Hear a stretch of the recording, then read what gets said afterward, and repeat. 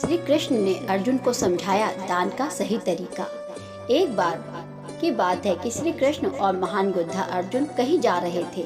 रास्ते में अर्जुन ने श्री कृष्ण से पूछा, प्रभु एक जिज्ञासा है मेरे मन में, अगर आज्ञा हो तो पूछूं? श्री कृष्ण ने कहा, अवश्य पूछो।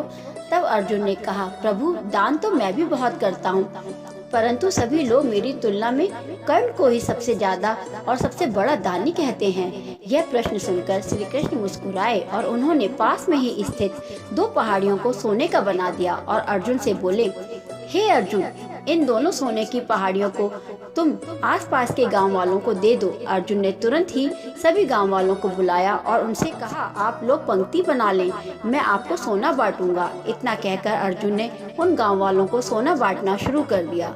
गांव वालों ने अर्जुन को की जय जयकार करनी शुरू कर दी। लगातार 2 दिन और 2 रातों तक अर्जुन सोना बांटते रहे। उन्हें लगने लगा कि इन लोगों को मैं कितना सोना बांट चुका हूँ, उनका जीवन मेरी वजह से ही खुशहाल हुआ है। यह सोचकर अर्जुन को घमंड होने लगा।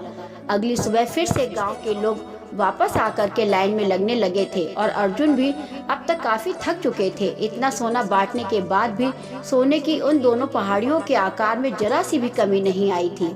उन्होंने श्री कृष्ण से कहा, अब मुझसे यह काम और नहीं हो सकेगा, बहुत थक चुका हूँ, मुझे थोड़ा विश्राम करने की अनुमति दें।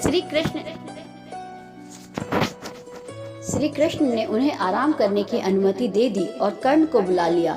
श्री कृष्ण ने कर्ण को से भी यही कहा कि इन दोनों पहाड़ियों का सोना इन गांव वालों में बांट दो। इतना सुनकर कर्ण तुरंत ही गांव वालों को सोना बांटने चले गए। उन्होंने गांव वालों को बुलाया और उनसे कहा, यह सोना आप लोगों का है, जिसको जितना सोना चाहिए वह यहाँ से आकर के ले जाए। ऐसा कहकर के कर्ण वहाँ से चले गए। यह देखकर अर्जुन ने पूछा, ऐसा करने का विचार मेरे मन में क्यों नहीं आया?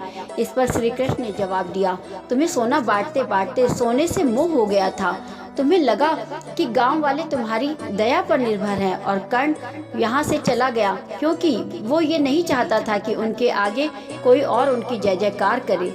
संदेश यह है कि अगर हम किसी को दान दें या सहायता करें तो हमें उस पर घमंड नहीं करना चाहिए, इसे अपना कर्तव्य समझना चाहिए। राधे राधे।